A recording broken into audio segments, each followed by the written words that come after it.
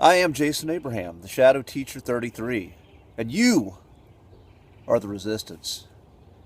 Let that sink in. You are the resistance. Now, when we're talking about resisting the New World Order, when we're talking about resisting the imposition of authority by a tiny few on a mass of humanity, then I would say that resistance is a good thing. But if you're looking at yourself as a creator, as someone who has the creative spark within them and the potential to create and produce a solution to the way things are, the suffering of the current times, then when you become the resistance to that, then that's not such a good thing.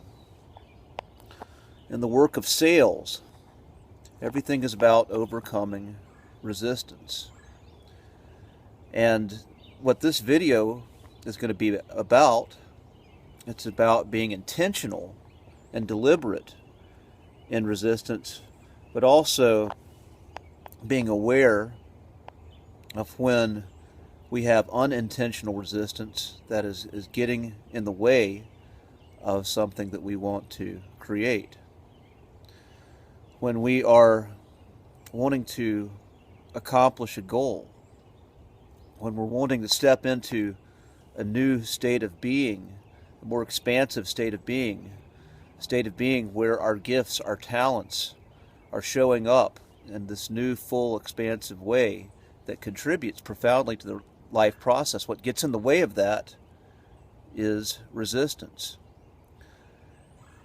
And much of that resistance comes from our perception, our belief systems, our conditioning, what we've experienced and taken to be true, whether that be taking on the belief of an authority figure, of the environment, something outside of us, telling us how things are, or having our own experiences in a traumatic situation, something where we feel something and it jars our system to the core, that we start to build a belief and an idea around it that protects us at one time, but at another time, say now, when you're trying to accomplish something, the belief you've put around an idea or a concept is holding you back. So when we are looking at creating and manifesting and showing up, being in resonance with what it is we desire, we have to move through the resistance. And so much of that, again, goes back to unpacking our beliefs, understanding what we believe, and understanding that what we're producing in our lives is a direct mirror to what we believe. How we show up, what we are, is the result of our beliefs. And if we want to be something different, we have to accept that our beliefs can be changed. They can be transformed. And the process to doing that, once again, is holding what we believe under the light of awareness, looking at what we're resistant to, looking at our language. I can't, I won't, I wish, this type of language. And when that's around something that's desirable for us, looking into why that is and learning how to shift that, learning how to flip it. And flip it in a real way, not in a way of just trying to talk yourself into believing something that you don't at the core, but truly looking for evidence and giving yourself evidence to flip these limiting beliefs that are creating resistance, looking at different possibilities of how things can work out. Because it's only when we can overcome that resistance within ourselves that we are going to be able to show up with our full potential, be the healing that this world needs, heal yourself, heal the world, and be able to show up in our most resourceful capacity to handle the imposition of authority, the stuff that we want to resist from the outside.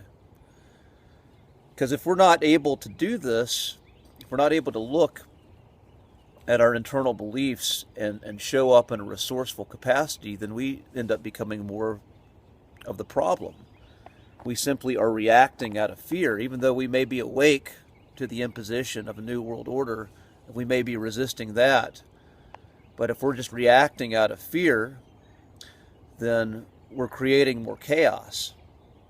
And the authoritarians behind this dystopian future, that's what they want. They want more chaotic, reactive human beings that are ignorant of the power that they possess and are ignorant of how to tap into that, and don't know that they, being humanity, has the power of the creative spark.